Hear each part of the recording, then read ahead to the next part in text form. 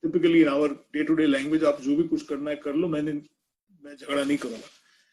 And then you can slowly start seeing the transformation of Arjuna as the Gita unfolds. Heart of hearts, he is still the Sakha of Krishna. He is Krishna's favorite. And a little later when we go deeper into the Bhagavad Gita, we will realize that Krishna says that I actually am Arjuna, among the Pandavas.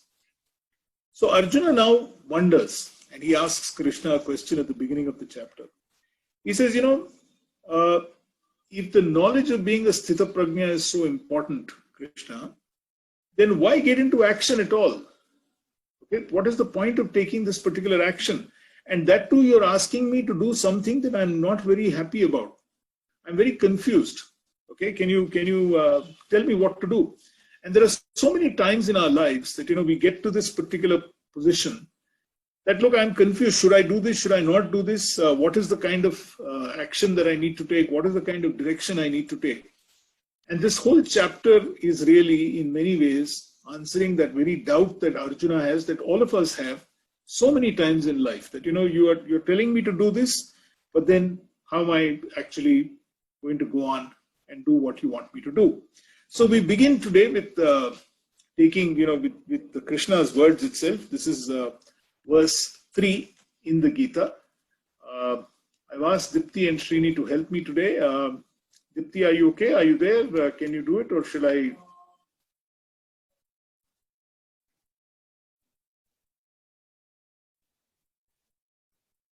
I don't think you're the co-host. Okay, I will share the screen. Okay, I will share it. Don't worry.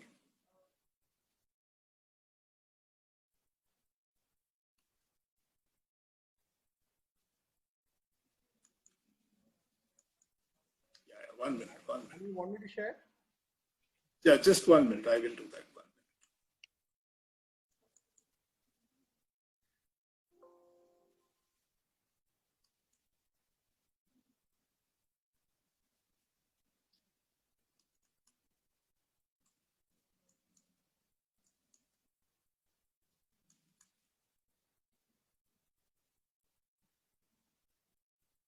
Right.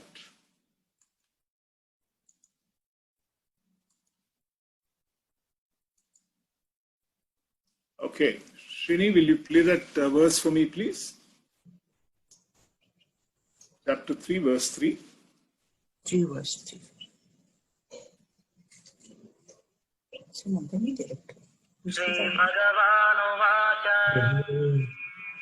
लोकेऽस्मिन् विविधा निष्ठा पुरा प्रोक्ता मया नघ ज्ञानयोगेन साङ्ख्यानाम् कर्मयोगेन योगिना. So Krishna makes this very interesting distinction now. Okay. Now Arjuna's confusion is very normal. I mean, it is something that is going to happen to a lot of us. Because in chapter 2, in verse 31 and verse 39, he urges Arjuna into action. He says, go into war. Don't stop. I mean, you need to take action. And suddenly, if you recall 61, 62, 63, he talks about Sthita Prajna, saying that, you must be a man of equanimity. You must be, must take everything. You must control your senses. You must meditate on me and don't do anything at all. And therefore, Krishna is now making a very interesting distinction.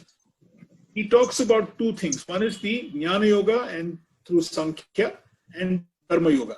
So what he's saying is very simple. He says, look, Sankhya here is really the way of knowledge. And a person of Sankhya is somebody who's a man of wisdom. He's very contemplative. He can sit down and he can think. And the other is the Karma Yoga and the yogis, So he is making this whole point saying that there are two of these paths that can lead you to enlightenment, towards your Swadharma. Okay? One is the path of knowledge and the other is the path of action. But he is very clear. He says that, look, it is very difficult for people to follow the path of only knowledge. And therefore, we need to follow the path of action. So from verses 4 to 8, he says that, look, you need to perform action and pursue your Swadharma. because that is what you're supposed to be doing. Because if you don't pursue your Swadharma and pursue action, then you're not really going to be getting any particular way. So Srini, can we move on to verse 8, please? I'll move it to 8, if you can play that for me. 8. यतं कुरु कर्मत्वं कर्मज्ञायो ह्यकर्मणः यात्राभिगते अप्रतिच्छेद कर्मणः. So see what Krishna is telling us. He's saying, look, you should perform your prescribed duties, since action is far superior to inaction. And therefore, if you cease any activity, then even your body will not be able to maintain itself. And therefore, there are so many times that we go through these motions of performing action. Obviously, our heart is not there, So we are not completely doing justice to ourselves. And this is the whole point of this verse, that if you're going to do something, then throw your heart into that.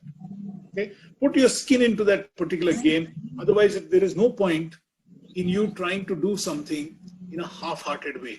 And therefore, he says, look, you must perform. You must be completely absorbed in whatever you're doing.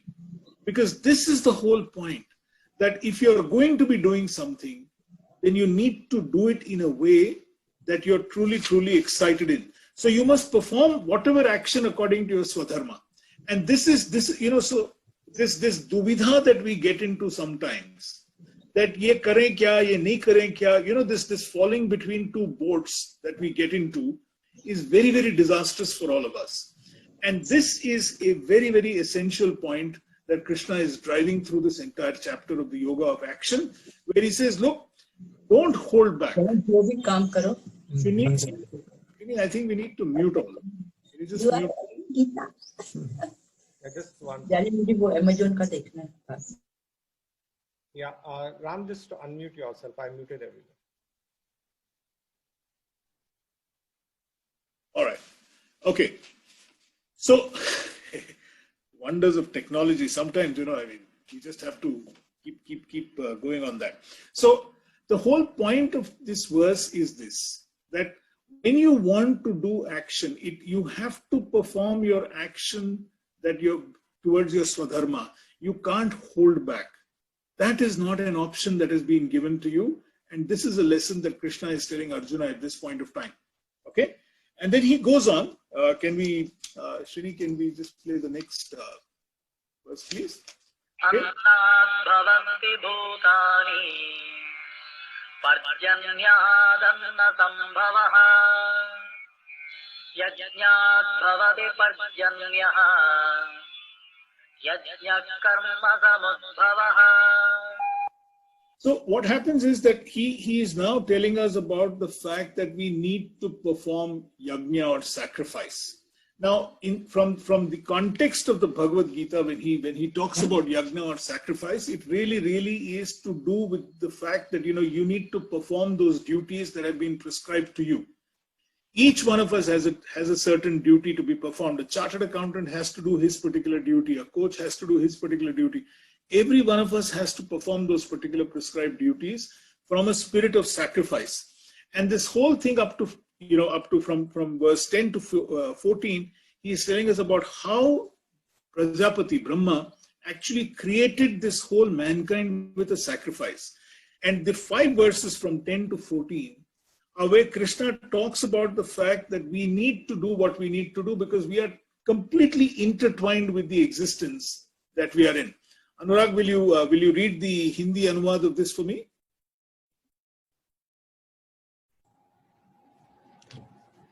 संपूर्ण प्राणी अन्न से उत्पन्न होते हैं, अन्न वर्षा से होती है, वर्षा यज्ञ से होती है, यज्ञ कर्मों से निष्पन्न होता है, कर्मों को तू वेद से उत्पन्न जान और वेद को अक्षर ब्रह्म से प्रकट हुआ जान, इसलिए वह सर्वव्यापी परमात्मा कर्तव्य कर्म में नित्य प्रतिष्ठित है.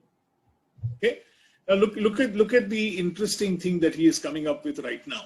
Okay, the fact is, look at the ecosystem. If you perform your Swadharma, then the entire ecosystem is nourished properly. Okay. The fact is that we subsist on food. Human beings subsist on food. All beings subsist on food. But where does this food come from? This food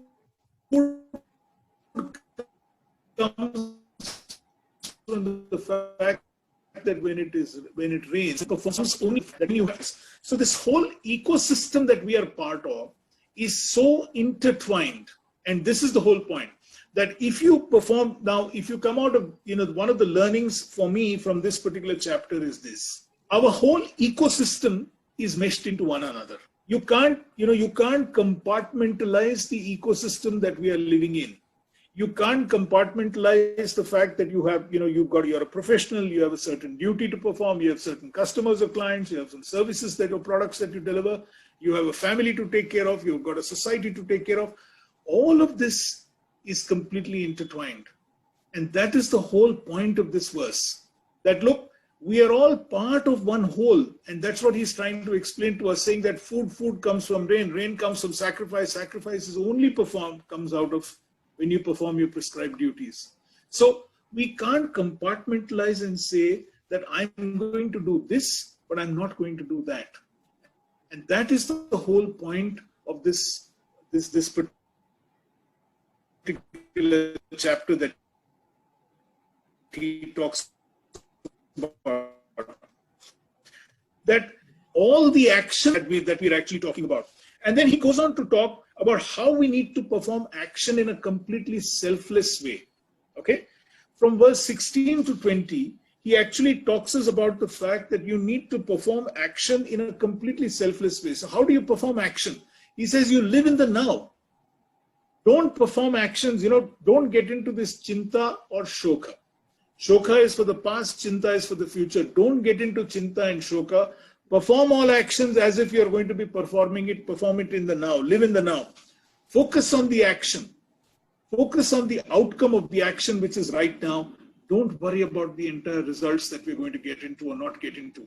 Results will happen. Results will come. But don't get swayed, or don't let that influence the kind of action that you're going to be taking.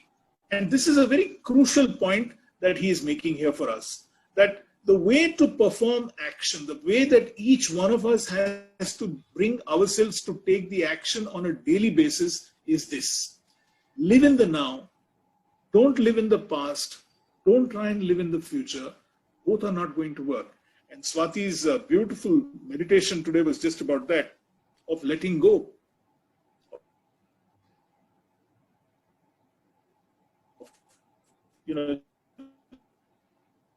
Just letting go whatever is there of the past. Figure they're able to do now, then it's going to happen. So we need, the point is that our targets are important, our goals are important. We need to work on that. There is no doubt about that.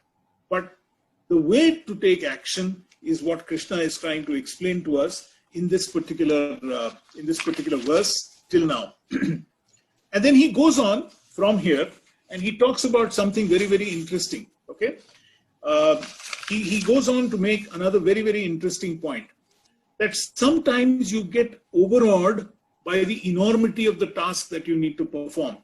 And we get, or you get excited about what you may get at the end of the day. You may get overawed, you may get excited, you may get bewildered sometimes. You may get, you may get scared at some point of time. But how do you actually do that, right? And then I will take you to verse 19. Chapter 3, verse 19. Srini, will you play that for me, please?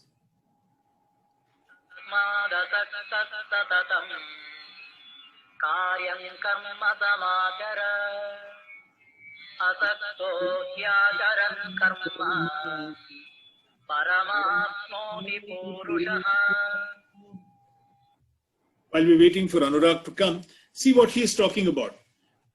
Give up all attachment. Perform actions as a matter of duty. Okay? And the point that he is trying to make here is very simple. Don't get attached to the fruits. Don't get attached to the future. Don't let the past hold you back. Don't let the future hold on to you. Try and make sure that you perform all the actions that you need to perform right now and here. Okay? So when you do that with efficiency, you will certainly attain the supreme. what is this whole Supreme all about? The Supreme is, yes, a Godhood. Supreme is a Godhead.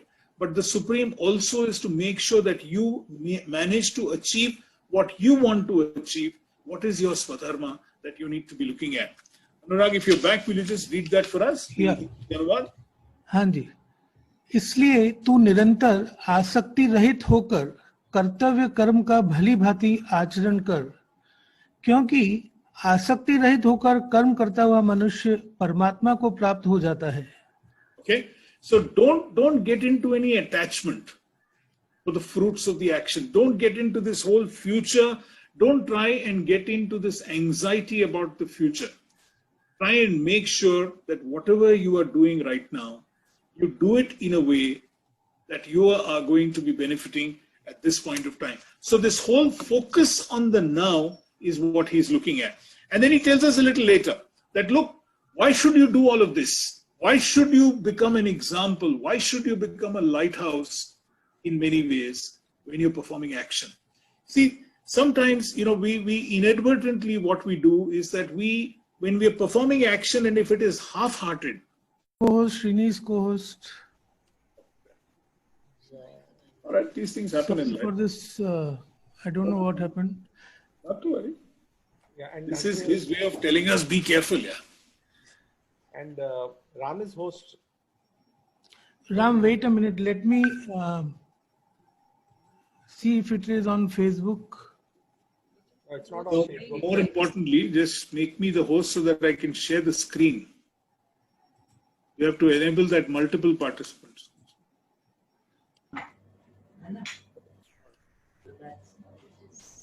You are already host.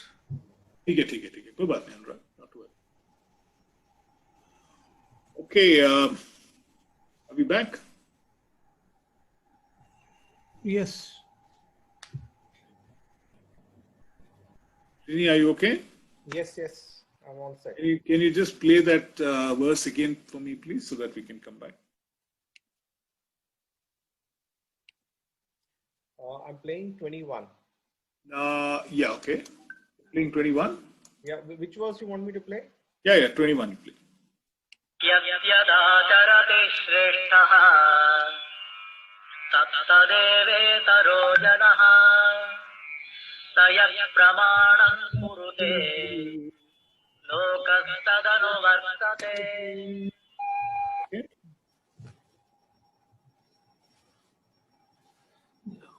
So, why should you perform your action? What is this whole need for us to actually go ahead and do whatever action that we need to be doing? I mean, what's the point of doing everything like this?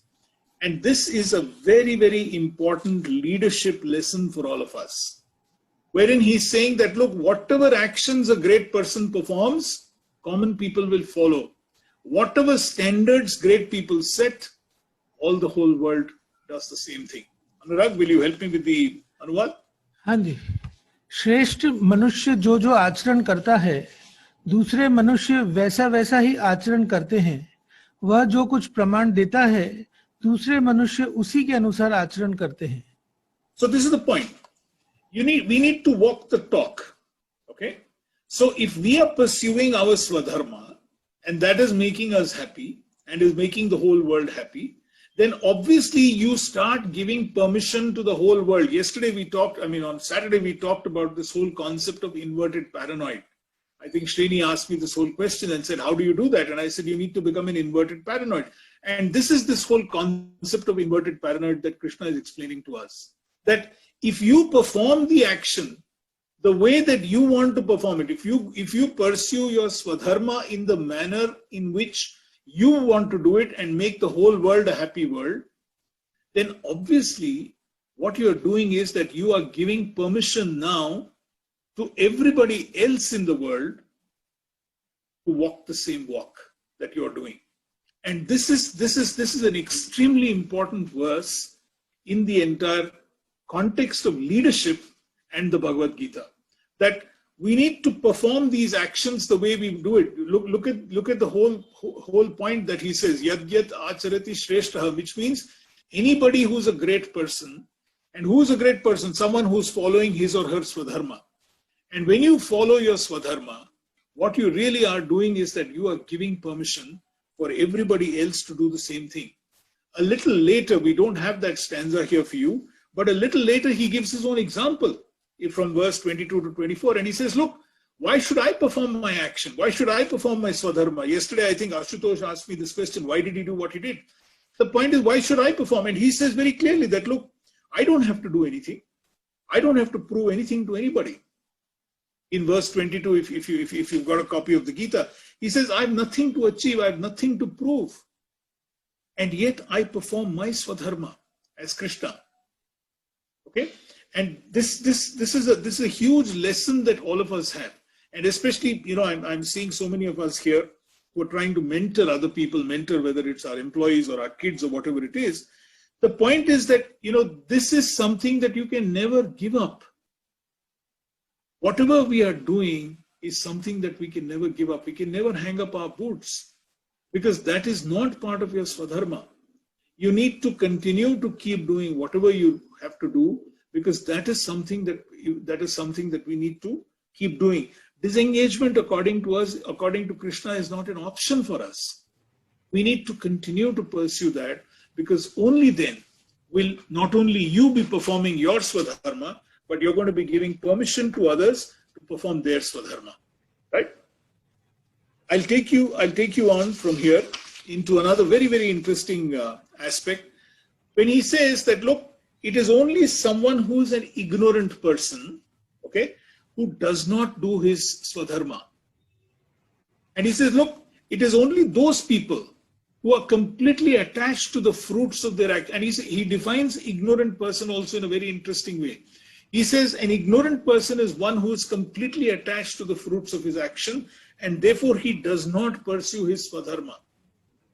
So if you want to pursue your swadharma and you want to become a happy human being, then you've got to perform the actions that you need to do. And when you do that, you become a Shreshta Purush, which is you become a good person, you become a leader. And when you become a leader, then people will start following whatever you're going to be doing. Okay, but there are ways in which we can get detracted from our swadharma, and that is what Krishna talks about in the next verse, which is verse number 27 that we've chosen to you.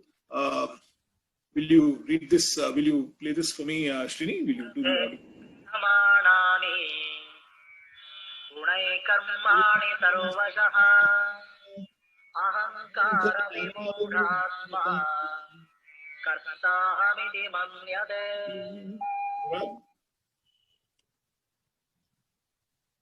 Anurag, will you read that for me?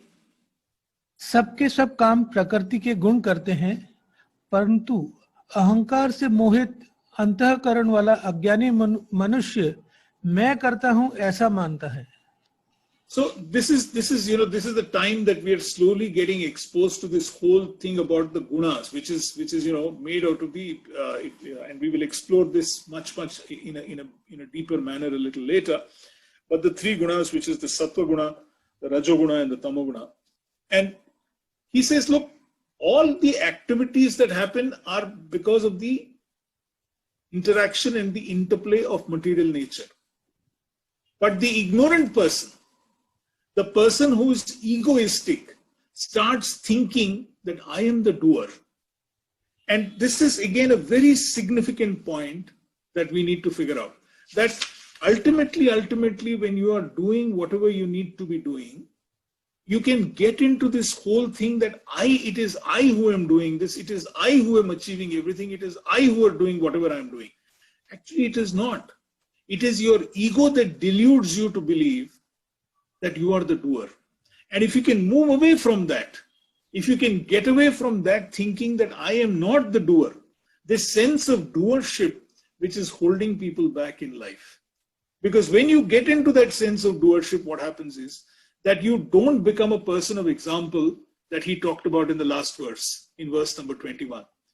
So it is only someone who gets completely carried away by which, and he thinks that he is the doer. He starts thinking that because I am the doer, I am getting everything done, but it is not so. And the whole point from verse 27 to almost verse 35, Krishna keeps talking about the fact that Don't allow your senses to dictate this. Don't allow your senses, your triguna, to come in the way of getting you to feel that I am the doer, I am everything, I am the greatest person on earth. Nothing moves if I don't move that. Because that is something that will detract us from the course of our Swadharma. So I'll take you to the next verse that we've chosen for you. Yeah, Srini, will you play that for me? श्रेयान् स्वधर्मो विगुणः परधर्मात् स्वनुष्ठितान् स्वधर्मे निधनं श्रेयः परधर्मो भयावहः। अच्छी तरह से आचरण किए गए दूसरे के धर्म से गुणहीन लगने वाला अपना स्वधर्म अधिक श्रेष्ठ है। स्वधर्म में तो मरना भी श्रेयकारी है और परधर्म तो भयानक अनुभव ही देगा। So look at what he's saying. It is better to perform your own duty, even if it has got some amount of faults, than to perform another's duty, though it can be perfect. It is preferable to die while you're discharging your own duty than to follow another's path, because it is fraught with danger. And here is a very, very interesting point in the entire Gita, that look, better is one's own ideal of Swadharma. Don't try and copy somebody else, because when you're going to copy somebody else, it is not going to work. You will always be just a perfect copy. You will never be a bad original. It is better to be a bad original than a perfect copy, because when you're going to be a perfect copy, it's not going to work. And this particular verse teaches us this very, very important point, that look, when you're performing your Swadharma, it is extremely important for us to keep this in mind. Work on it. Don't allow anybody to delude you. Don't allow anybody to come in the way, and don't allow anybody to ask you to walk their path. Their path is their path. Your path is your path. And therefore, walk your path, and walk your path with confidence. Because it is better to pursue your own ideal of Swadharma than pursuing somebody else's ideal of Swadharma, because that is his Swadharma or her Swadharma and not yours. And therefore, make sure that when you're doing this, follow this particular path of your own Swadharma, because this is so very important to us in life. There are times when we get swayed, we get carried away, we get torn, saying, but this is what I want to do, this is what I want to do. And let me share a thought with you here. There are so many of these young people who Dipti and I keep meeting on a regular basis, who come to us and say, but I didn't want to do this, but I'm doing it now. There are so many times you hear of a kid who's dropping out of engineering in the 3rd year or the 4th year. He's right in dropping out, but what a waste of a seat. What a waste of resources. There was somebody else who may have wanted to be an engineer who's not getting that opportunity to be an engineer. And what a tragedy that is going to be. So let us not try and push people because we want them to live our dream. Let us not make that mistake. We try and do this with kids. We try and get our children to live our dream because we've not been able to live our own dream. Allow them to pursue their own Swadharma. Give them that particular freedom. And this is Krishna's message to all of us. That look, live your own Swadharma. It is better to lead life according to your own ideal of perfection rather than somebody else's ideal of perfection. And this is a very, very important verse in the entire Gita, because this is a great teaching for all of us, especially we who have been leaders in life. Our followers will never be the same. Our employees will never be like us. Nobody can clone you in life. That is a fact of life. Nobody is going to be as good as you are. But is it possible for us to encourage people to be as good as they can ever be? Motivate them, coach them into that. So this is a great lesson, for instance, in coaching that Srini and I continue to do. Srini, we'll move on to the next verse, which is verse number 38. धूमेनाव्रियते वह्निः यथादर्शो मलेन च यथोल्बेनावृतो गर्भः तथा तेनेदमावृतम्. So, what is the problem? Okay. Now, when Arjuna says, okay, all this is fine, in verse number 36, after 35, Arjuna says, okay, great, Krishna, you're doing all this fantastic, but why are you pushing me to do something which is against my will? I mean, all this time Arjuna said, Krishna, I don't want to fight. And now why are you pushing me to fight? So, but he couches it very interestingly. He says, look, how does a man commit sin? Maybe even against his own will. How does he do that? Because, deep there's still this lurking fear that Arjuna has, that if I kill my relatives, will I be incurring sin? Okay? And Krishna answers this from, verse 37 to 41, all the way to 41. He talks about the entire interplay between desire, anger, and greed. Okay? And he says that, look, just like the fire is covered by smoke, or a mirror is masked by dust, or the embryo is concealed by the womb, similarly one's knowledge gets shrouded by desire. Okay? Anurag, will you read the Hindi anuvad for me, please? जैसे धुएं से आग, धूल से दर्पण और जेर से घर ढके होते हैं, ऐसे ही उस काम के द्वारा यह ज्ञान विवेक ढका हुआ है. Okay? So, we talked last time very briefly about the 6 enemies that are there. Okay, the 6 enemies very clearly listed out in the Bhagavatam. In the Gita, he just talks about 3, but he doesn't talk about all the 6. And what are these 6? And it's important for us to spend a little time on them. Whether it is Kama, Krodha, Lobha, Moha, Mada, Matsarya, which is desire, which is Kama, anger, which is Krodha, greed, which is Lobha, Moha, which is attachment, arrogance, which is Mada or pride, and Matsarya, which is jealousy. And he very clearly is saying that, look, our knowledge gets completely shrouded by desire. Because when we know what has to be done, but the problem is that when desire comes in and it brings all the other 5 with him, and when these 5 guys enter with desire, then we are running into trouble in terms of figuring out what we need to do and what is our swadharma. So here is a very, very important point. Even Krishna acknowledges this fact that, look, it is very difficult to control our desires. It is not easy to do so.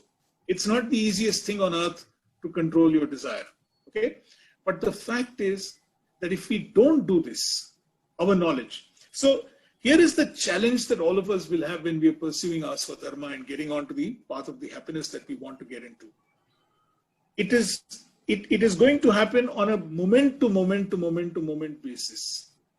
That we will get so satisfied by the outcomes that we are getting from the actions that you take, that you start getting attached to those outcomes.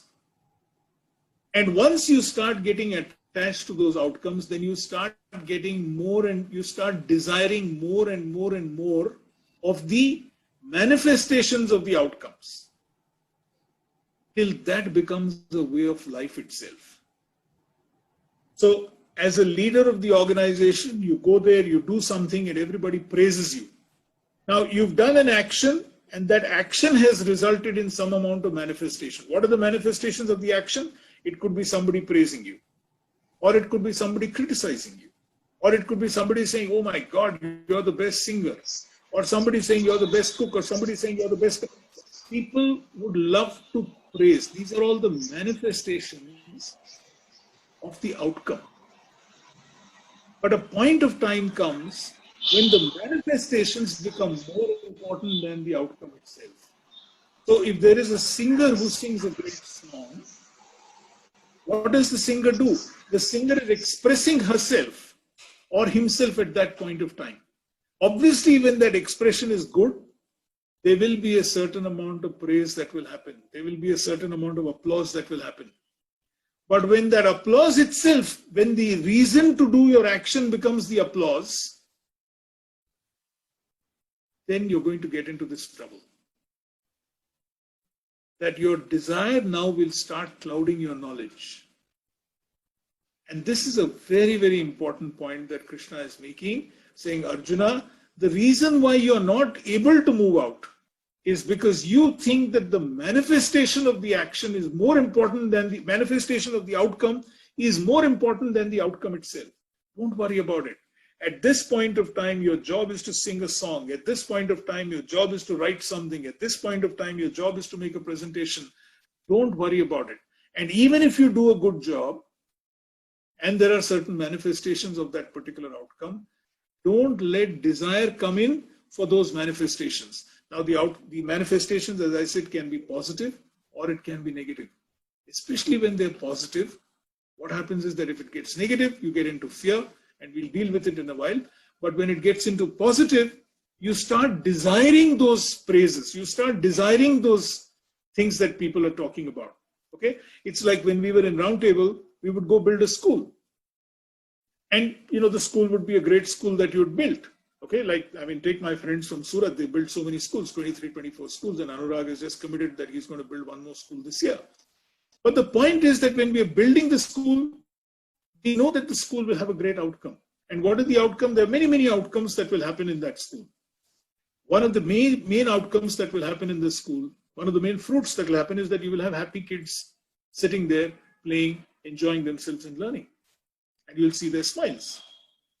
But what will also happen is that somebody like me will go there and look at the school and say, oh my God, you guys have built such a beautiful school. Now, this is a manifestation of that.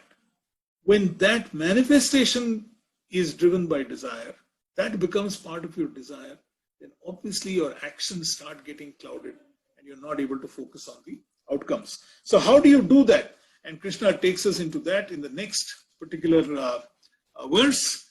Srini, if you'll help me, please. Verse number 42.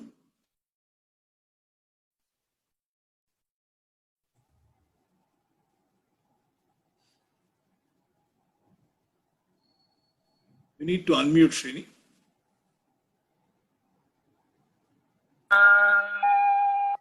Anasastu indriyani paranyahu indriyebhyah param manaha manasastu para buddhihi yo buddhe paratastu saha. Anurag, will you read that and then we'll... जी, इंद्रियों को स्थूल शरीर से परम श्रेष्ठ, सबल, प्रकाशक, व्यापक तथा सूक्ष्म कहते हैं. इंद्रियों से परम मन है, मन से भी परम बुद्धि है, और जो बुद्धि से भी परम है वह काम है. So, look at what he's saying. Okay? He says the senses are superior to the gross body, but superior to the senses is the mind. But the mind, beyond the mind is the intellect. And where does the intellect lie? The intellect lies in your heart. And this is why I keep saying you need to make your mind a slave of the heart. You need to bring your mind under the control of the heart, because the heart will tell you to do what is right. The mind will tell you to do what is correct. The mind will tell you to do what is correct. The heart will tell you to do what is right. And in this fight between the right and the correct, it is always better to go with what is right than what is correct. You would have all heard of the statement saying, are you being politically correct? The point with being politically correct is this, that when you want to do something which is correct, you are trying, the mind will tell you, will this guy get angry? Will this guy be pleased? Will this guy be happy? Will this guy be unhappy? Will this guy be sad? Will this guy be, overjoyed? And therefore the mind will constantly keep telling you, do what is correct. But the heart will tell you to do what is right, because the heart, which is what he's saying, the soul, okay, very clearly is going to tell you what is right to do as far as your Swadharma is concerned. Srini, we don't have that verse on slide, but can you please play 43 also for me, please? The last verse in this particular chapter.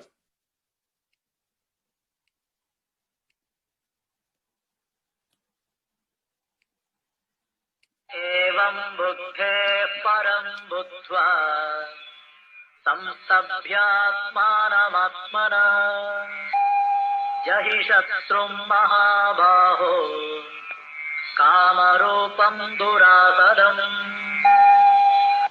Krishna is telling Arjuna, look, Arjuna, it is not easy. This want to control your desire, your senses is not easy. Okay? And therefore you need to kill this desire that is there. It is an enemy that you have. You need to kill it. And how do you do it is what he is sharing with us in this particular verse. When he says, make your mind a slave of your heart. Only then will you be able to work on your Swadharma. And that is the whole key to happiness, ladies and gentlemen. That if we were to figure out a way of listening to what is in our heart, because that is what is your Swadharma. Because happiness is something that comes from within. It comes from within because as I said some time back, happiness is having what you want. And therefore, when you make your mind a slave of your heart, then you will be able to control this whole desire. Otherwise, these desires, these manifestations of the outcomes will become more important than anything else. So with this, we finish chapter 3, and I apologize for whatever little technical glitches that we've had, but I guess that's Krishna's way of telling us, I'm there with you. Don't worry. You perform your action, and don't worry about the glitches that will happen along the way. So we'll stop this slide share now, and we'll open it up to any questions, any discussions that we may have. Ram, can I ask a question, please? Yes, please, go ahead. Okay, I'm Parag Vora. I just asked you a question last time as well. I just want to know, in the verse 35, you just mentioned, saying that let people do what they want to do. Okay, as long as they're not hurting anyone. Now, in all of this, when Krishna is asking Arjuna to fight, at some point in time, do you feel that he's kind of imposing himself on Arjuna? Because it's a little bit of that contradiction where at some point in time he says, you do what you want to do.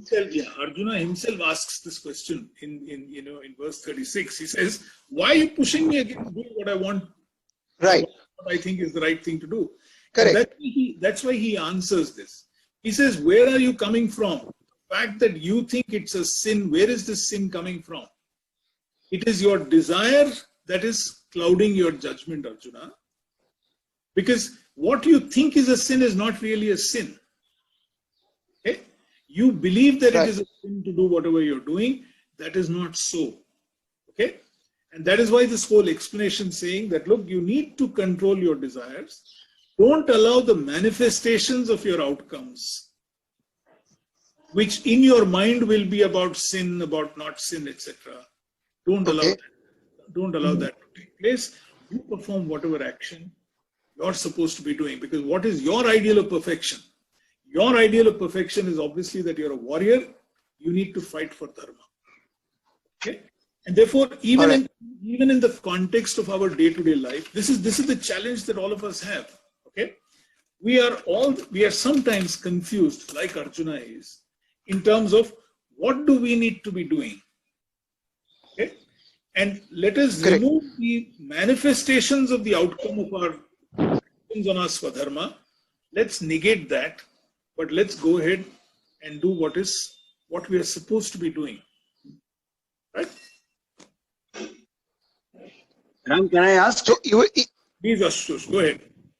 Yeah, see, the verse number 35, isn't it a bit confusing in the sense that, we should follow the good guna or good character of other people, and that is where we'll need the leaders, and whose dharma we can follow.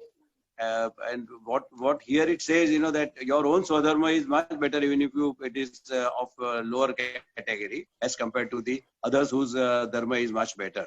So isn't it a bit confusing over there? Verse number 35. No, it isn't at all. Very good question, Ashutosh. It is not. You see, what he's trying to tell us here is simple. He says, look, you pursue your own swadharma, your own ideal of perfection, whatever it is that you want to pursue in life, whatever you are meant to pursue in life, please pursue it. Don't just blindly copy something else. Don't just blindly go and do something that somebody else is asking you to do. Okay? That is the whole context that he is talking about, right? Where does this come from? Let me tell you where does this come from. I don't know how many of you are aware. I mean, if you read the Mahabharata and the various interpretations of the Mahabharata, apparently just before the war starts, Dhritarashtra sends a message to Arjuna. And the message is very interesting. The message is that how can you kill your own elders? Isn't it a sin? So there is an input that has been given to this young man. I mean, he's not young. I mean, when the Mahabharata took place, Arjuna was almost over 80, 85. So, this message has gone to him saying that, look, here is what you're looking at. And that is where Arjuna is coming from. Okay? And therefore, Krishna's whole point to Arjuna here is in that context, Ashutosh. Okay. Saying that, look, don't do that. But forget that. Let's look at it from today's perspective. From our perspective right now, I think is what we need to look at the Bhagavad Gita from. That there are so many times that we will keep getting inputs in life that you must do like this, you must do like that. Okay? And it is not going to work. Like for instance, whenever I teach entrepreneurship, so people will call me and say, you're such a successful guy, why don't you share your success story with us? And I'll tell you what I'd like to share with you. Success, great. You're seeing the manifestations of my success right now. But you have not seen those days when I used to sit in front of the phone waiting for the phone to ring because I wanted a client. Okay? Now that is also something that you need to look at. So don't try and blindly copy somebody else's life.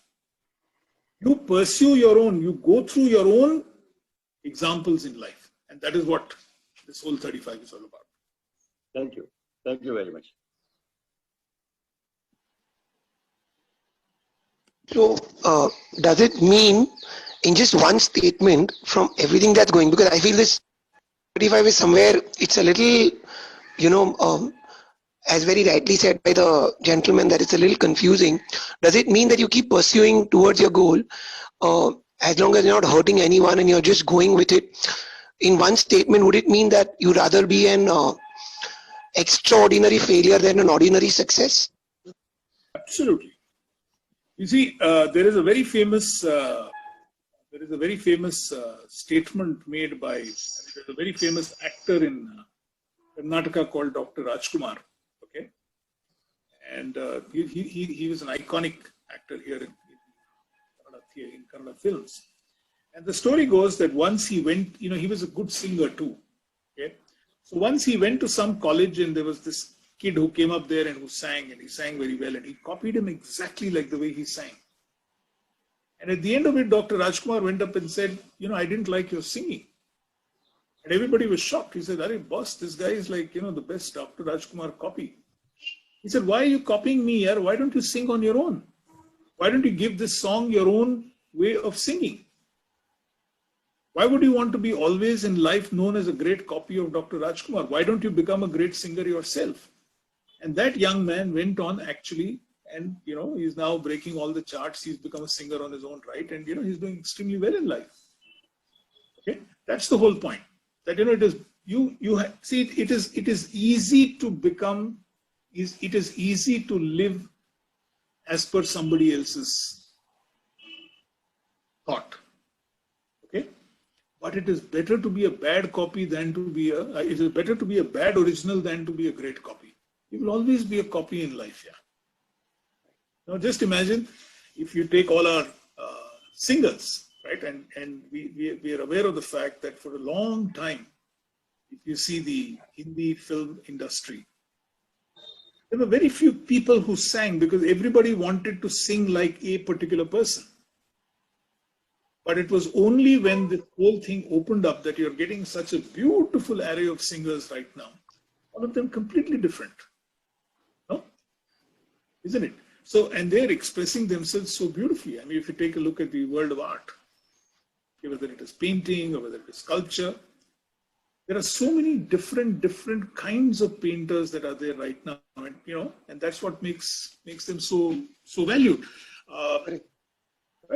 If everybody is going to copy a Hussein, which is right behind me, you'll only be a copy, no? You'll never know how good you are in life if you don't pursue your own Swadharma. Okay?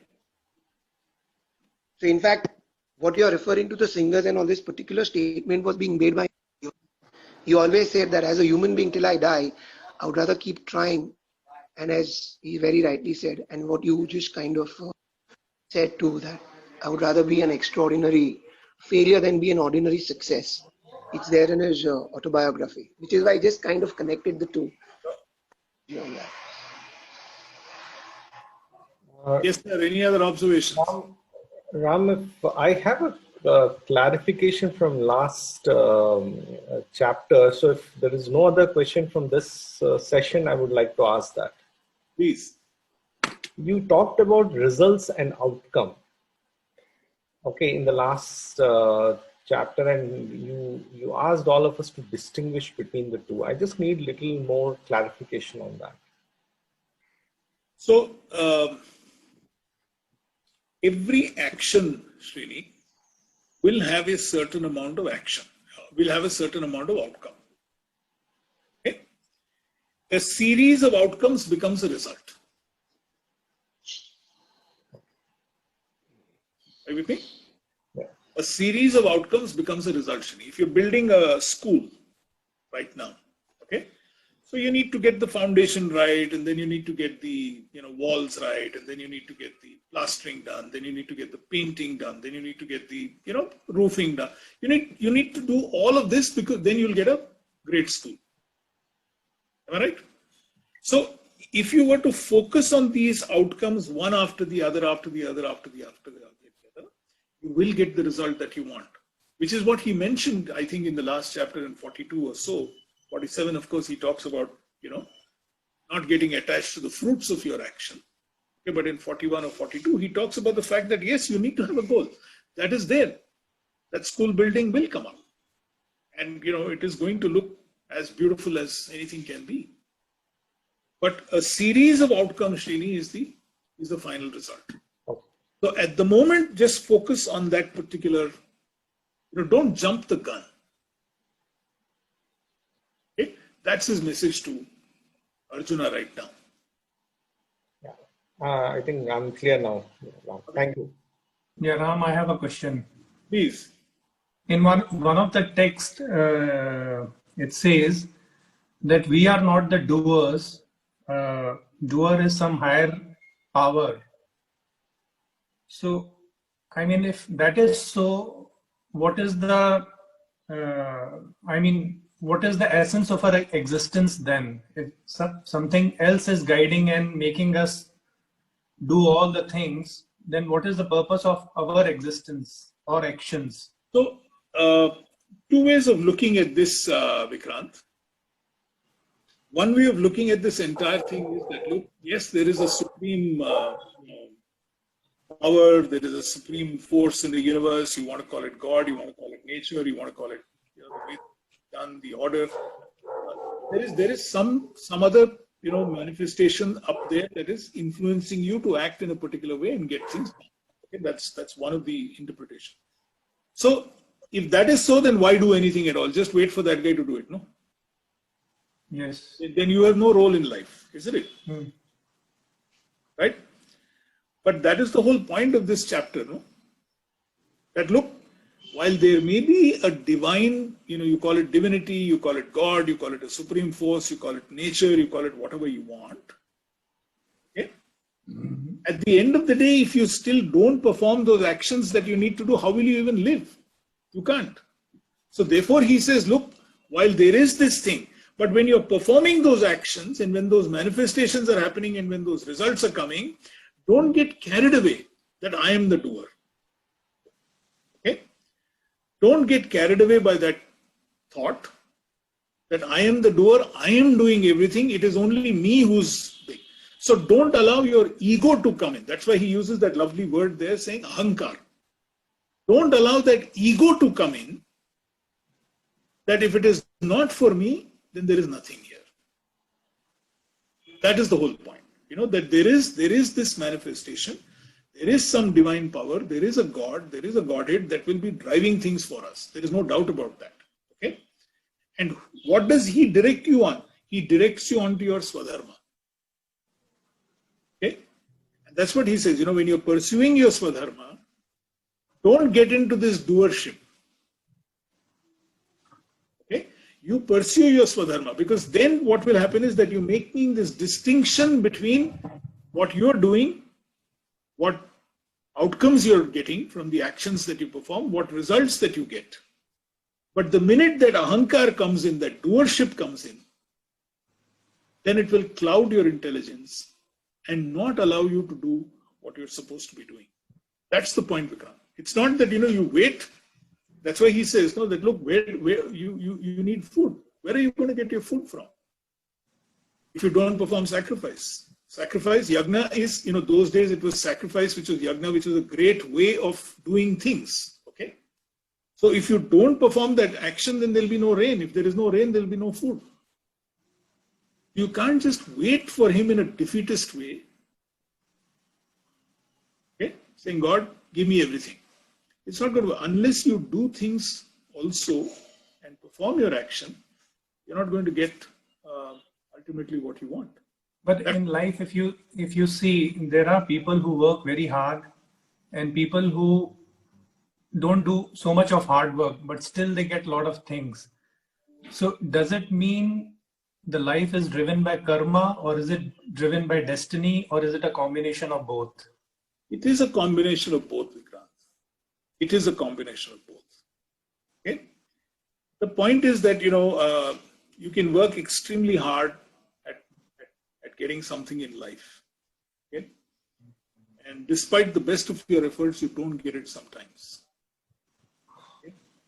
I think it is good at that point of time to go back and revisit the way you have approached that particular task and figure out why you're not getting what you're not getting. Okay. Now, what happens sometimes is that if you're not getting what you want, but if you don't examine why you're not getting what, you'll never be able to move forward. Problem is that people who don't consistently get, sometimes, believe me, of course, in colloquial Mumbai, there is a very interesting statement saying, iska to bad luck bhi kharab hai, right? So the point is that is there. Sometimes it takes a long time, and you really wonder why things are not working the way they ought to work. Okay, so it is a combination of karma, 100%. It is a combination of karma, destiny, and the work that you put in. Okay, but in the Gita, it is very clear that you have to perform your action, and you keep performing your action, you will get what you want at the end of the day. No, yeah, thanks for the answer. I was reading about Gautam Buddha, the story of Gautam Buddha, and it says when he was about to be born, it was predicted that he is going to be a great person who's going to rule the world with his teachings. And that's what the Pandits predicted. Then it looks like it's all destined. If it was predicted at his birth that he's going to be a great person, then where does karma comes into picture? It was pre-designed. It is your accumulated karma, Vikrant. Last time we explored this. It is your accumulated karma that will determine what happens in the here and after. As much as what happens to you now, also what happens in the here and after. Okay? I think Swati put out a beautiful explanation in the group that whatever you do today will determine what will happen in the here and after. Okay? And you would have heard of these rare stories of child prodigies, okay? Of people who are who are so young, and yet they are they really are. Now, where does that come from? Okay? The other day I heard a 3-year-old boy or a 4-year-old boy. Okay, somebody sent me this clip, and he was reciting the verses of the Bhagavad Gita with perfect ucharana. I mean, even after so many years of trying to read the Gita, my pronunciation is not there. Though, mind you, I've learned Sanskrit in school. Where does this young boy get it there? He's just 3-4 years old. There's no way on earth that, somebody could have hardwired his brain when he was in the womb and, given him some stuff. And he's like that. Okay, you tell him, okay, chapter 18, verse 72, and he's there. So how does this happen?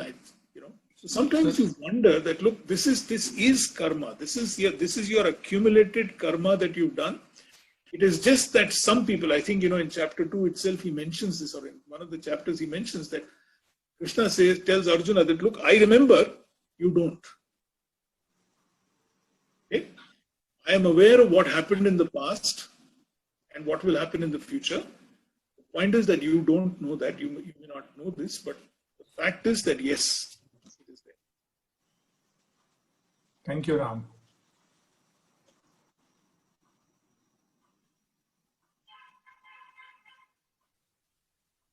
Reshma, are you asking a question? You need to unmute yourself. Sorry. So, Ramji, I'm like kind of trying to help myself to do all my duties, whatever best in my capacity I can do.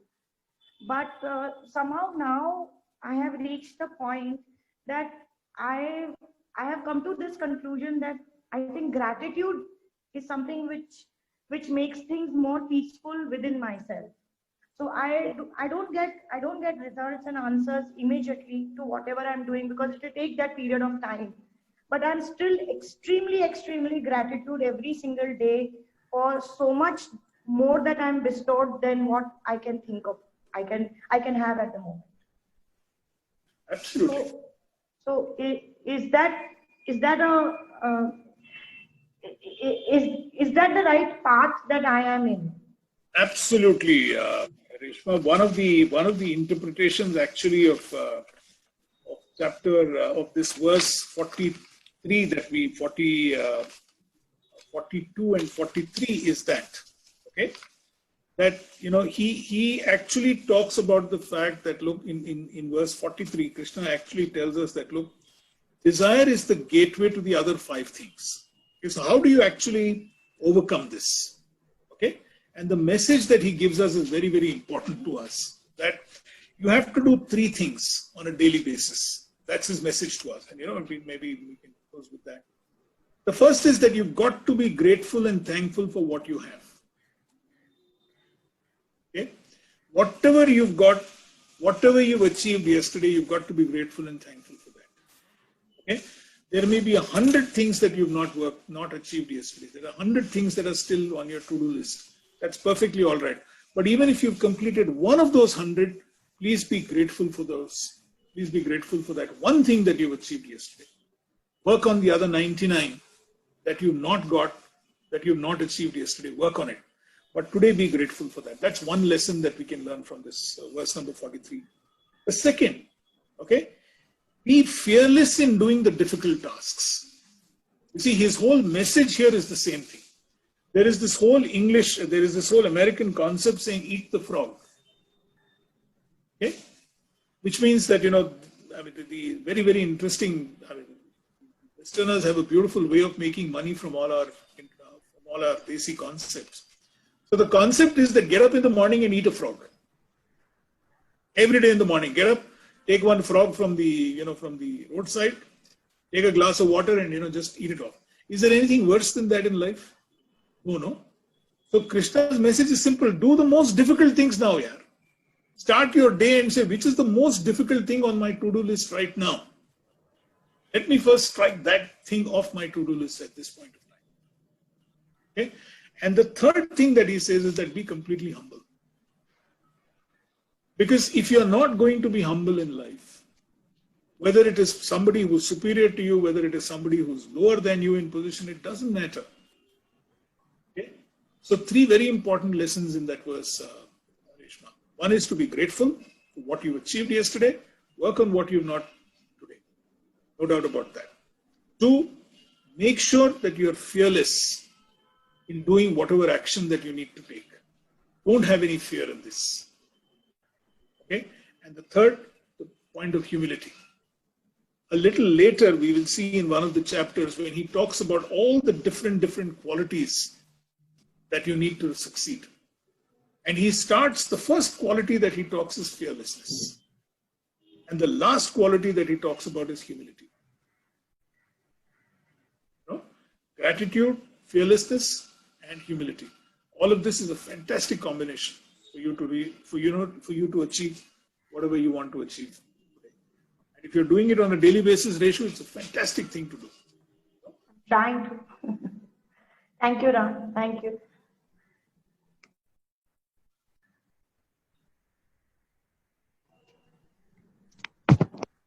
Yes, sir. Any more questions? Ram? Shall we close the session today, Anurag? Yes, Ram. Can we do a small prayer and close the... Yes, please. Can we do a small prayer and close the session? Okay? Because this is the 3rd chapter of the Gita and, Krishna is teaching us. Om Namo Bhagavate Vasudevaya. Thank you, Ramji. Thank you, Anurag. Thank you so much. So we'll see you tomorrow morning at 8 o'clock. Thank you. Thank you, Ram. Thank you. Thank you all for joining today. See you tomorrow. Thank you. Thank you, Anurag. Thank you, Ramji. Thank you, guys. Namaskar.